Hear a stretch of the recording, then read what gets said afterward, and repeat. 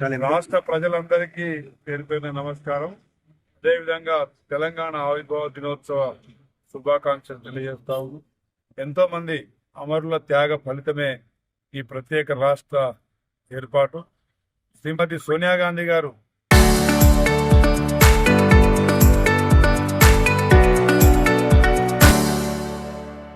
తెలంగాణ రాష్ట్ర ప్రజల మనోగతాన్ని గౌరవించి తెలంగాణ రాష్ట్ర అభివృద్ధి కోసం మన నీళ్లు, మన నిధులు, మన నియామకాలు మనమే వినియోగించుకునే ఒక గొప్ప అవకాశాన్ని కల్పించినందుకు సోనియా గాంధీ గారికి, అదేవిధంగా ఆనాడు ప్రధానమంత్రిగా మన్మోహన్ సింగ్ గారు, అదేవిధంగా తెలంగాణ మన వీరులు, ఉద్యమకారులు అందరూ సకల జనుల కష్ట ఫలితమే ఈ ప్రత్యేక రాష్ట్రం.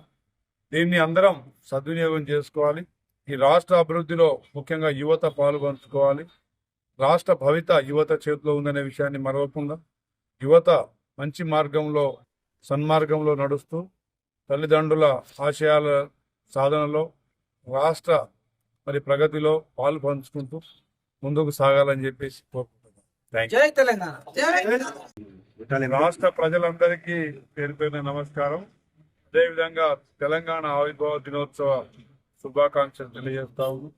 ఎంతో మంది అమరుల త్యాగ ఫలితమే ఈ ప్రత్యేక రాష్ట్ర ఏర్పాటు.